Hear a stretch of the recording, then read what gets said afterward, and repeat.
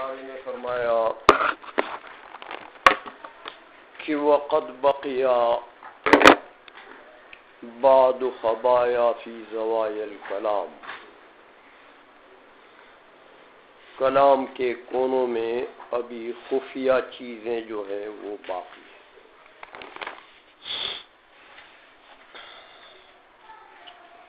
تو شاعر تو چلے گئے اتنی بات کی کہ کچھ خبیات ہیں یہاں پر، تو بعد میں آنے والے علماء نے اپنے ذہن اور اپنے قیاس کے مطابق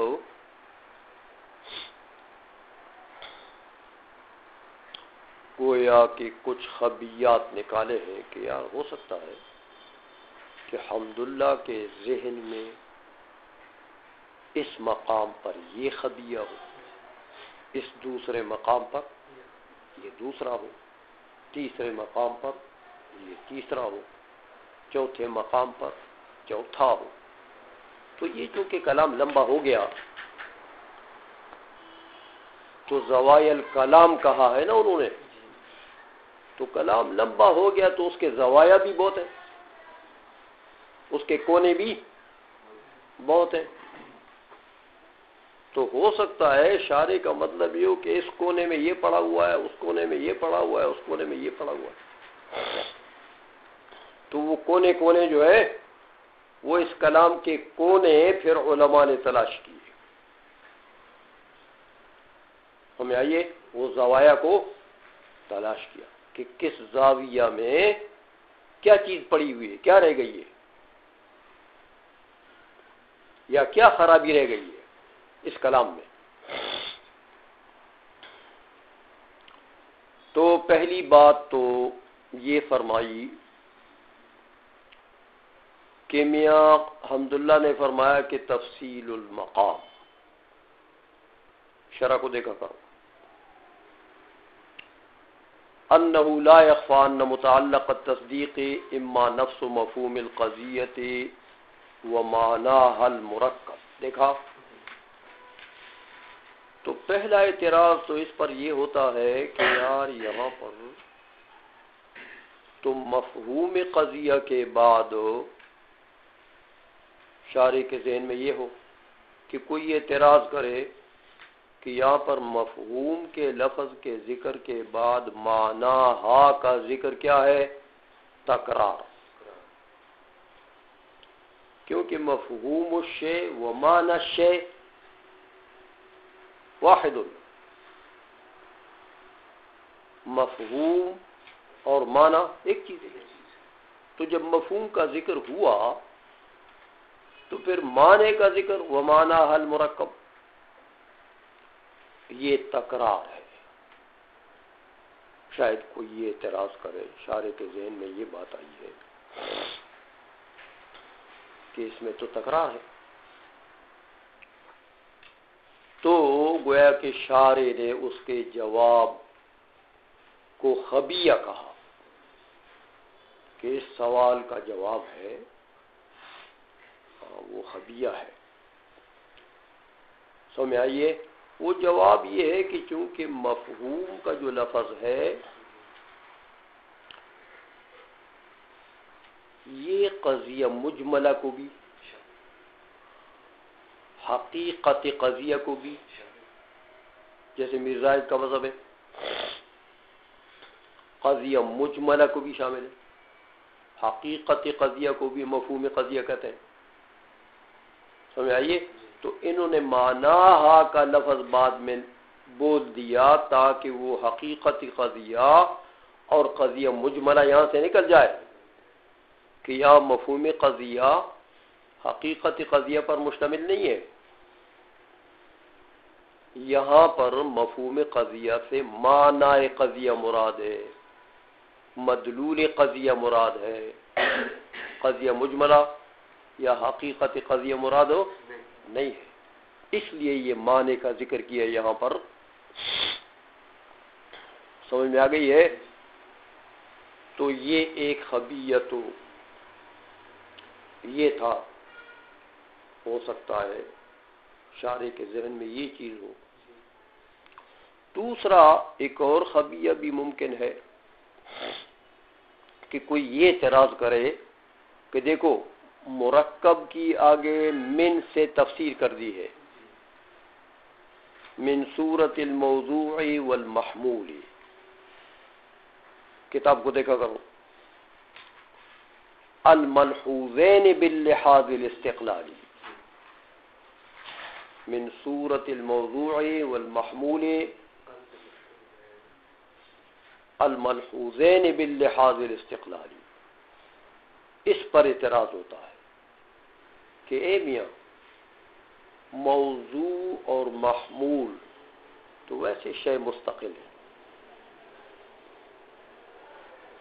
موضوع کیا ہے؟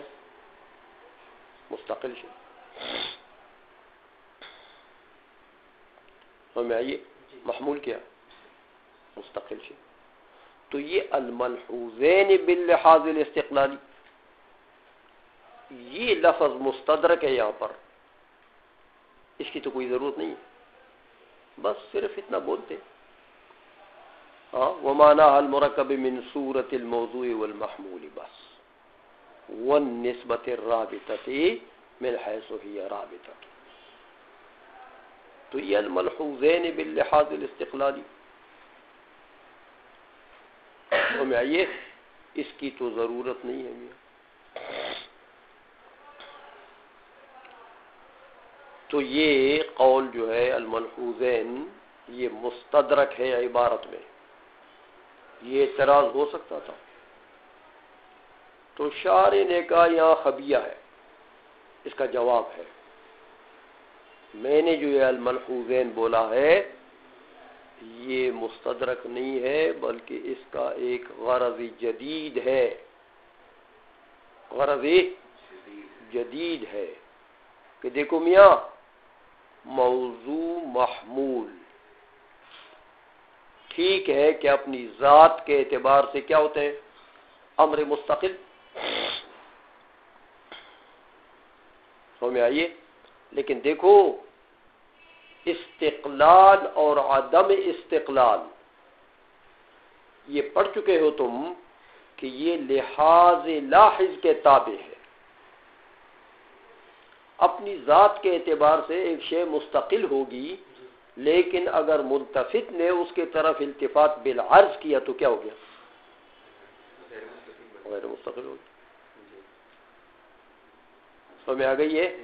اس لیے یہاں موضوع محمول کے طرف اگر التفات بالذات نہ ہو تو پھر کیا ہوگا؟ غیر مستقل۔ اس لیے میں نے یہ قید لگا دی ہے الملحوظین، دیکھا باللحاظ الاستقلالی، کہ مطلقاً موضوع محمول جو ہے وہ مستقل نہیں ہوتے میاں، ہاں اپنی ذات کے لحاظ سے ٹھیک ہے کہ وہ مستقل ہوتے ہیں، لیکن لحاظ کے استقلال سے عدم استقلال بھی لازم آ سکتا ہے ان کا، اس لیے یہ قید لگائی ہے۔ تو اس قید کا ایک فائدہ جدیدہ ہے یہاں پر، سمجھ میں آ گئی ہے؟ اچھا یہ اس کا فائدہ ہے۔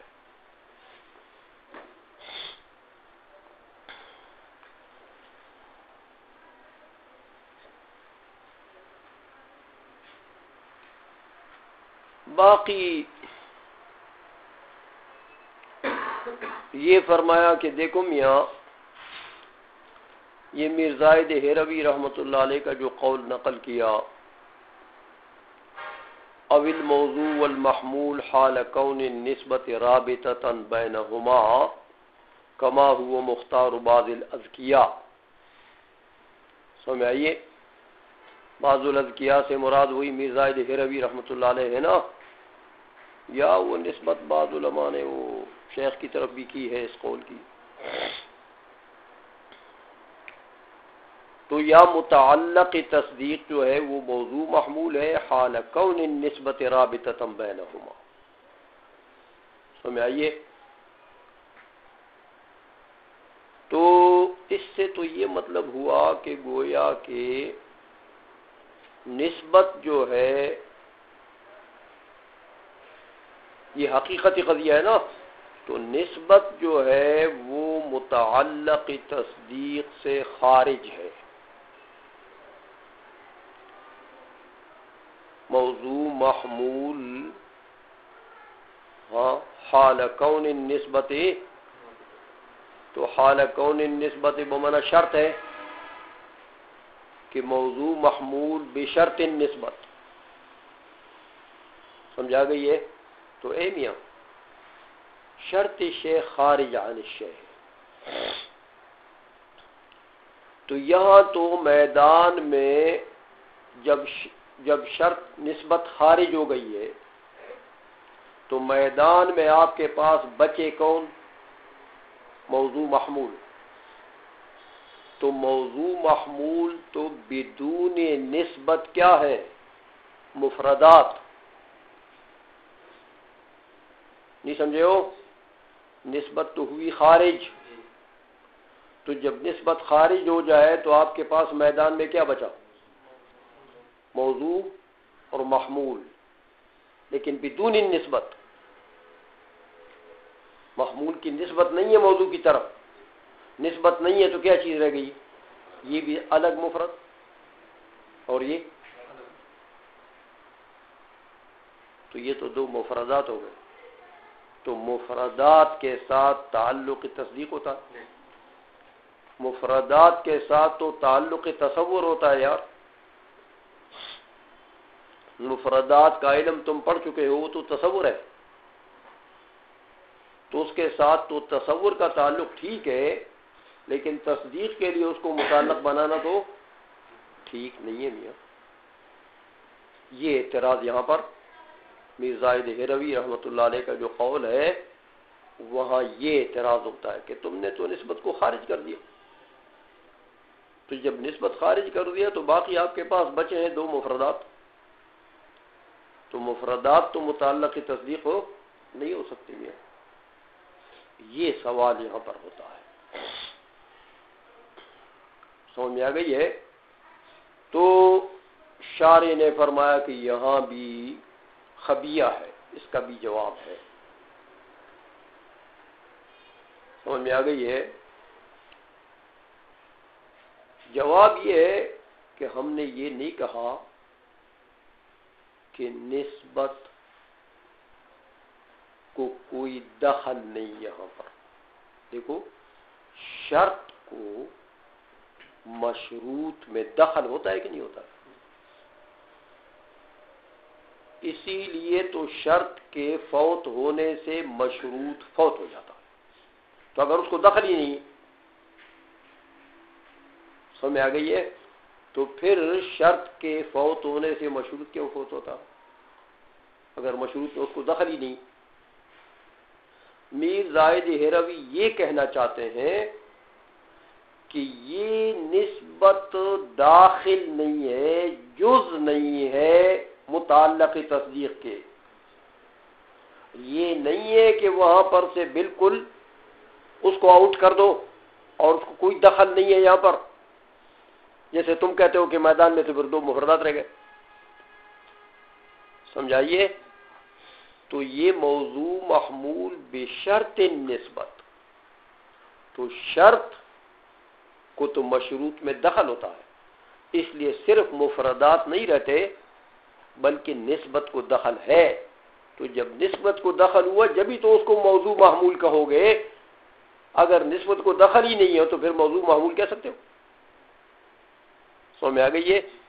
اس لیے اس کا یہ مطلب نہیں ہے کہ نسبت کو سرے سے دخل ہی نہیں ہے کہ تم اس کو بالکل آؤٹ کرتے ہو اور یہ کہتے ہو کہ میدان میں تو دو مفردات رہ گئے. تو دو مفردات تو جب ہی رہیں گے کہ نسبت کو سرے سے دخل نہ ہو. سمجھ میں آ گئی ہے؟ تو ایسا نہیں ہے، مزاج کا یہ مطلب نہیں ہے کہ نسبت کو سرے سے دخل نہیں ہے. نسبت کو تو شرط قرار دیتے ہیں وہ، تو شرط کو تو مشروط میں دخل ہوتا ہے. سمجھ میں آ گئی ہے؟ تو اس کا پھر یہ جواب ہوا. سمجھ میں آ گئی ہے؟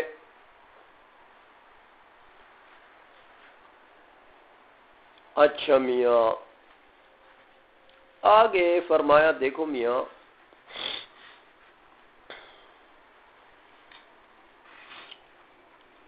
کہ وَإِمَّا النِّسْبَةُ بَعْدَ أَن تُلَاحَظَ بِاللِّحَاظِ الِاسْتِقْلَالِي وَصَيْرُورَتِهَا مَانًا اسْمِيًّا، دیکھا کہ یا اس کا متعلق کون ہوگا؟ نسبت مستقلہ، بعد ان تلاحظ باللحاظ الاستقلالی وسیرورتها مانا اسمیا، سمجھ آ گئی ہے؟ تو آگے کہا وَإِمَّا الْمَانَى الْإِجْمَالِي الَّذِي يُفَصِّلُهُ الْعَقْلُ إِلَى الْمَوْضُوعِ وَالْمَحْمُولِ وَالنِّسْبَةِ الرَّابِطَةِ مِنْ حَيْثُ هِيَ رَابِطَةٌ، دیکھا معنی اجمالی کو دیکھو میاں، یہ جو معنی اجمالی کیا ہے انہوں نے، اما المعنى الاجمالی الذي يفصل العقل الى الموضوع والمحمول، یہ کون سا اجمال ہے؟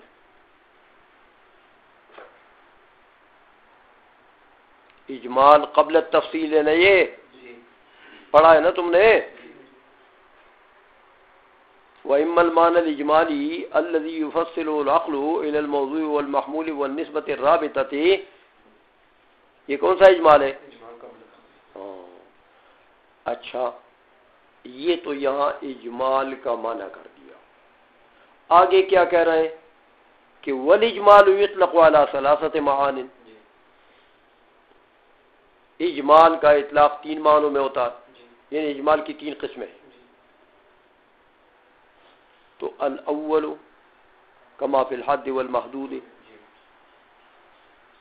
تو دوسرا ان یلاحظ المفہومات المتعددۃ بلحاظ وحدانی، یہ اجمال بعد التفصیل، اور تیسرا بمعنى البساطۃ المنحلۃ الی امور المتعددۃ، یہ کیا؟ ہاں، تو اجمال قبل التفصیل کو مقسم بنایا، دیکھا؟ وَإِمَّا الْمَانَى الْإِجْمَالِي الَّذِي يُفَصِّلُهُ الْعَقْلُ إِلَى الْمَوْضُوعِ وَالْمَحْمُولِ وَالنِّسْبَةِ الرَّابِطَةِ مِنْ حَيْثُ هِيَ رَابِطَةٌ، یہ معنی کیا ہے اجمال کا؟ تو یہ کون سا اجمال ہے؟ قبل التفصیل۔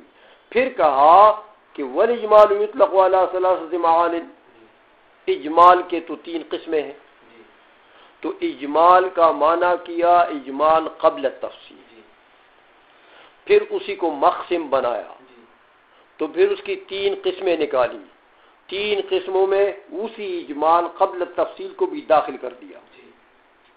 تیسری قسم، تو یہ تقسیم شے لازم آ گئی کہ نہیں؟ یہ سوال ہوتا ہے، سمجھ میں آ گئی ہے کہ یہ تو میاں شارع نے گویا کہ اجمال کی تعریف جو کی ہے اسی کو آگے قسم بنا دیا، سمجھ آئیے؟ تو مقسم کی تعریف جو کی تھی اسی کو قسم بنا دیا، تو یہ تو تقسیم شیء الی نفسی و الی غیرہ لازم آ جائے گی، سمجھ میں آ گئی ہے؟ یہ ایک سوال ہوتا ہے یہاں پر، شارع نے کہا یہاں بھی ایک خبیہ ہے کہ ہو سکتا ہے کوئی یہ سوال کر لے، تو اس کا جواب جو ہے وہ خبیہ ہے۔ جواب یہ ہے میاں کہ یہ جو تم نے وَإِمَّا الْمَانَى الْإِجْمَالِي دیکھا الَّذِي يُفَصِّلُ الْعَقْلُ إِلَى الْمَوْضُوعِ وَالْمَحْمُولِ وَالنِّسْبَةِ الرَّابِطَةِ مِنْ حَيْثُ هِيَ رَابِطَةٌ، اس کو تم نے کیا بنا دیا؟ اجمال قبل التفصیل،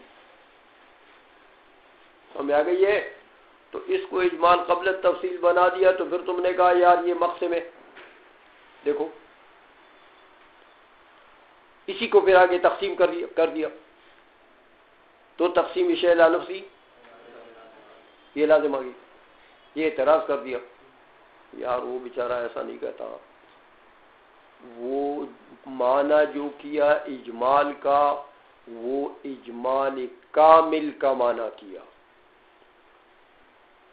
کہ اجمال کامل کون سا ہوتا ہے؟ قبل تفصیل. آگے تقسیم جو کی ہے اس کی نہیں کی. دیکھو آگے تقسیم کر رہا ہے تو کیا کہہ رہا ہے؟ والاجمال یطلق علی والاجمال. مطلق اجمال کی 3 قسمیں ہیں.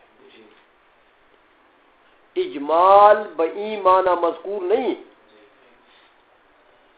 اگر اجمال بئی معنی مذکور کی 3 قسمیں کرتے تو پھر تمہارا اعتراض ہوتا کہ یار یہ تو الی نفسی و الی غیری لازم آ گئی ہے. تو اس نے جو تعریف کی ہے وہ اجمال کے فرد کامل کی ہے، وہ بات الگ ہے.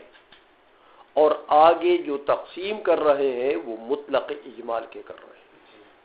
تو مطلق اجمال کی تو 3 قسمیں ہیں، اجمال فی الحد والمحدود، اور یہ 2 قبل تفصیل اور بعد تفصیل. تو یہ تقسیم شیء الی نفسی و الی غیری نہیں ہے میاں. سمجھ میں آ گئی ہے؟ لہذا اس کا یہ جواب ہے. آگے فرمایا کہ پہلی قسم جو اجمال کی ہے، اجمال فی الحد والمحدود، ہاں اس کے متعلق فرمایا کہ مما ينبغي الا يجترئ علیہ عاقل. یہ جو اجمال فی الحد والمحدود ہے نا، کسی عاقل کو یہ جرأت نہیں کرنا چاہیے کہ یہ مراد ہے یہاں پر. یہ بات نہیں کہنی چاہیے کسی عاقل کو. کیوں نہیں کہنی چاہیے؟ تو 2 وجہ بتا دی. دیکھو میاں، ایک وجہ بتائی کیفا و اتحاد الوجود بین المقولات المتباینۃ من المستحیلات عندهم. ایک یہ کہ اگر اجمال فی الحد والمحدود لیں گے تو لازم آ جائے گا کیا؟ اتحاد مقولات متباینہ. ایک دوسرا کیا ذکر کیا؟ وَيُفْضِي إِلَى صِحَّةِ الْحَمْلِ بَيْنَ النِّسْبَةِ وَصُورَةِ الْمَوْضُوعِ وَالْمَحْمُولِ. ہاں کہ یہ اجمال جو ہے یہ تو پھر لازم آ جائے گا اس سے کہ میاں موضوع، محمول اور نسبت کا آپس میں ایک دوسرے پر حمل ہو. تو یہ حمل بھی تو باطل ہے. یہ 2 خرابیاں ذکر کی ہیں. سمجھ میں آ گئی ہے؟ اس پر اعتراض ہوتا ہے. یہ تو 2 دلیلیں نہیں ہیں. تم نے اپنے خیال میں تو اس معنی اجمال فی الحد والمحدود مراد نہ لینے کے لیے 2 دلیلیں بتائی کہ یہ مراد نہ لو، ورنہ یہ 2 خرابیاں لازم آتی ہیں. ایک اتحاد لازم آ جائے گا بین المقولات المتباینہ، اور دوسرا حمل لازم آ جائے گا، ہاں نسبت اور محمول، موضوع اور محمول کے درمیان میں. تو یہ 2 خرابیاں تم نے ذکر کی ہیں. اس پر اعتراض ہوتا ہے کہ یار یہ 2 نہیں ہے، یہ تو حقیقت میں ایک خرابی ہے بس. اس لیے کہ مقولات متباینہ کا اتحاد لازم آ جائے گا. اس کا کیا مطلب ہے؟ کہ حمل لازم آ جائے گا. میاں 2 چیزوں میں اتحاد ہوتا ہے تو حمل کس کا نام ہے؟ اتحاد المتغایرین بحسب المفہوم فی الوجود. حمل اس کا نام ہے کہ 2 متغایرین جو مفہوم میں تغایر ہے ان میں اتحاد فی الوجود لازم آ جائے تو یہی حمل ہے. تو اتحاد مقولات لازم آئے گا. اس کا کیا مطلب؟ کہ مقولات متباینہ کا آپس میں حمل لازم آئے گا. تو دوسرے میں تم نے کیا کہا کہ یفضی الی صحۃ الحمل. سمجھ آئیے؟ تو پہلے کا بھی یہی مطلب ہے کہ خرابی لازم آ گئی، کیا؟ حمل بین المقولات لازم آ گیا، بین المقولات المتباینہ. اور دوسری دلیل کا بھی یہی مطلب ہے کہ حمل لازم آ جائے گا نسبت اور موضوع اور محمول کے درمیان میں. تو وہ مقولات متباینہ ہے نا. نسبت مقولہ اضافت میں سے، موضوع پتہ نہیں کس مقولے سے ہوگا، محمول پتہ نہیں کس مقولے سے ہوگا. سمجھ آئیے؟ تو تو یہ دوسرا جو تم نے اس کو دوسرا بنایا ہے یہ دوسرا نہیں ہے، یہ تو عین ما قبل والا دو جو دلیلیں تم نے فساد کی بتائی ہیں کہ اگر اجمال فی الحد والمحدود لیں گے تو دو فساد لازم ہے، دو فساد نہیں ہو، ایک ہی فساد ہے، کیونکہ دوسرا پہلے کا عین ہے۔ سمجھ میں آ گئی ہے؟ اس پر یہ اعتراض ہوتا تھا تو شارح نے فرمایا کہ یہ اعتراض ممکن ہے کوئی کرے یہاں پر، لیکن اس کا جواب بھی ہے، یہ اس کا جواب خبیہ ہے۔ سمجھ میں آ گئی ہے کہ میاں اصل بات یہ ہے خرابیاں یہاں یہ دو ہیں، ایک نہیں ہے، اس لیے کہ پہلی میں اتحاد الوجود بین المقولات المتباینہ، دیکھو پہلے ان تین چیزوں کو مقولات متباینہ میں بانٹ لیا، مقولات متباینہ میں بانٹ لیا اور پھر اتحاد کی بات کی۔ سمجھائیے تو میاں متباینہ امور متباینہ کے درمیان میں اتحاد باطل ہے، یہ الگ چیز ہے، اور کوئی شے سبب بنے حمل بین شیئین کے لیے، سمجھ آئیے، کوئی شے مفضی ہو، مفضی کا مطلب کیا؟ سبب بنے، سمجھ آئیے، کوئی شے سبب بنے حمل بین شیئین کے لیے، یہ الگ چیز ہے، یہ عام ہے وہ خاص ہے، سمجھ آئیے۔ تو پہلی دلیل کیا ہے؟ خاص، دوسری کیا ہے؟ عام، تو عام خاص کیا ایک ہوتے ہیں؟ سمجھ میں آ گئی ہے؟ اس لیے میاں یہ ایک چیز نہیں ہے، دو دلیلیں ہیں، یہ اصل میں فساد کی دو وجوہ بتائی ہیں، ایک وجہ نہیں ہے یہ، سمجھ میں آ گئی ہے؟ اچھا میاں اگلا مقولہ جو ہے، اگلا خبیہ جو ہے وہ یہ فرمایا کہ میاں فرتقت الاحتمالات سواء كانت صحیحة او لا الى سبعة، احتمالات سات ہو گئے، احتمالات ہو سات ہو گئے،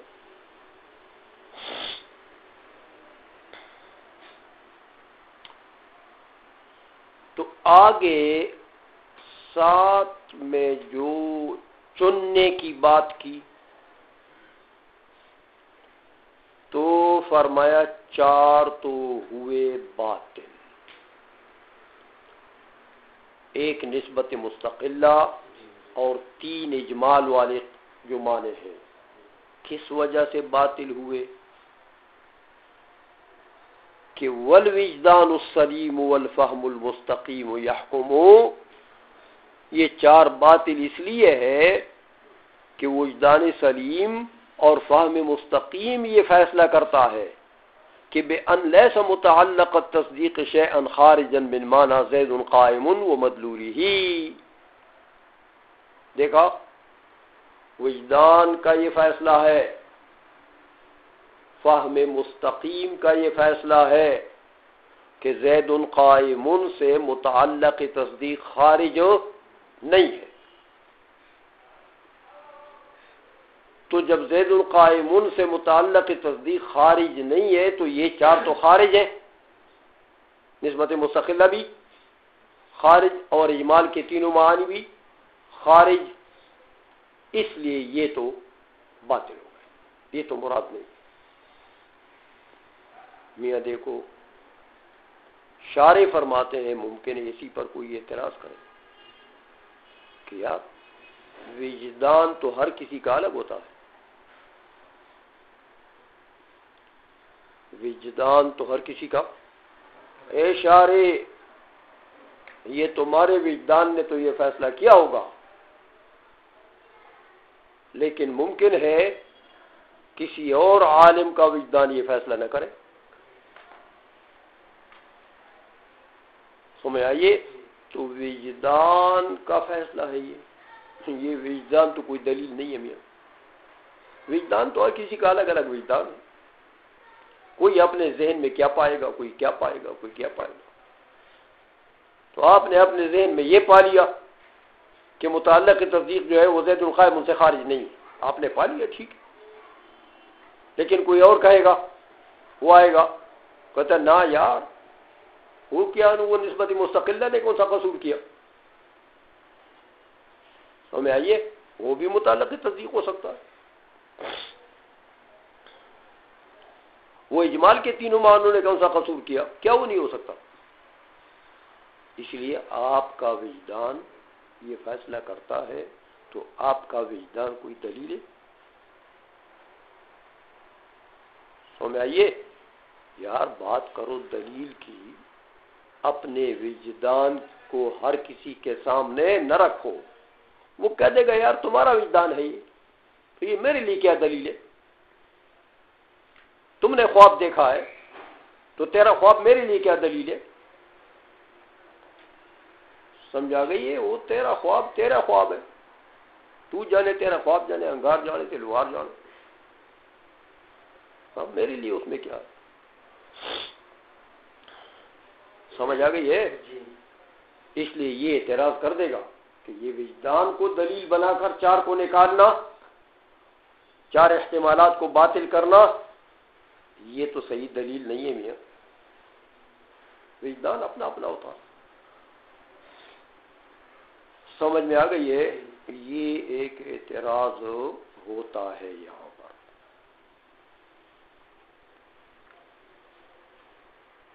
اس کا جواب شارح فرماتے ہیں ممکن ہے کوئی یہاں یہ اعتراض کر دے،